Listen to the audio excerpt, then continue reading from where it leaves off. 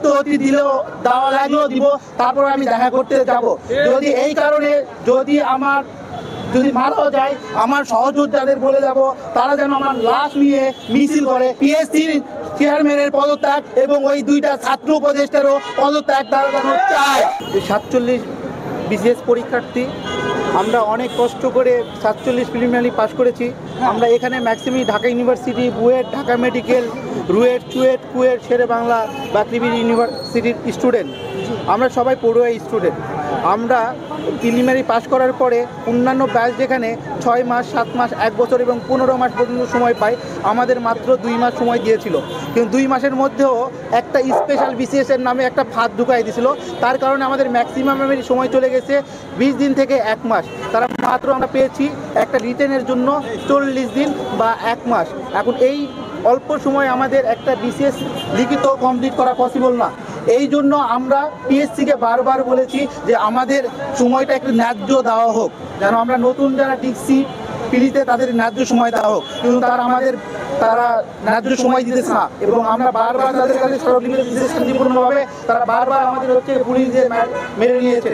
এবং পরশুদিন আমাদের গিয়ে আসিফ নজরুল স্যার, তার সঙ্গে দেখা করছিলাম, সে বলছিল যে 15 জানুয়ারি আমাদের পরীক্ষা নেবে লিখিত। আমরা রাজি হয়েছিলাম এবং শাহবাগ থেকে উঠে গেছিলাম। তারপরে সে বলে যে তার পক্ষেও নাকি কিছু করার নাই।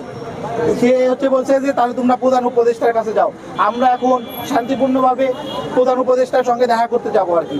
যদি আমাদেরকে শান্তিপূর্ণভাবে প্রধান উপদেষ্টা দেখা করে, তাদের কাছে আমরা আমাদের সমস্যাটা তুলে ধরবো। শান্তিপূর্ণ সমাধান হলে আমরা সবাই পড়ার টেবিলে চলে যাবো। আর যদি শান্তিপূর্ণভাবে না হয়, আমি প্রধান উপদেষ্টার সঙ্গে দেখা করার জন্য যাব। একটা দেশের নাগরিক হিসেবে, গণতান্ত্রিক দেশ হিসেবে আমার প্রধান উপদেষ্টার সঙ্গে দেখা করার অধিকার আছে।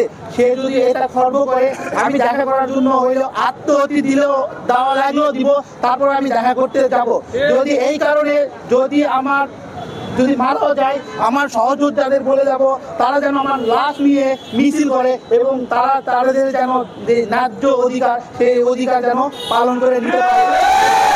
আমাদের হয়ে যারা ছাত্র উপদেষ্টা হয়ে গেছেন, আমাদের জন্য তারা কোনো কথা বলে নাই, কিন্তু তারা কথা ছিল যে আমাদের হয়ে তারা কথা বলবে। এই জন্য আমি চাইবো তারা যেন পিএসসির চেয়ারম্যানের পদত্যাগ এবং ওই দুইটা ছাত্র উপদেষ্টারও পদত্যাগ তারা যেন চায়, তারা পালন করে। তাহলে আমি যদি মারাও যাই, তাহলে আমি কবরেও শান্তি পাবো। আমিও যদি এটা পেট্রোল, আমাকে যদি কোনো পুলিশ মার দেয় বা ইয়ে করে, আমি যদি মারাও যাওয়া লাগে, আত্মহতি দিব, তারপরে আমি পিছু পা হব না।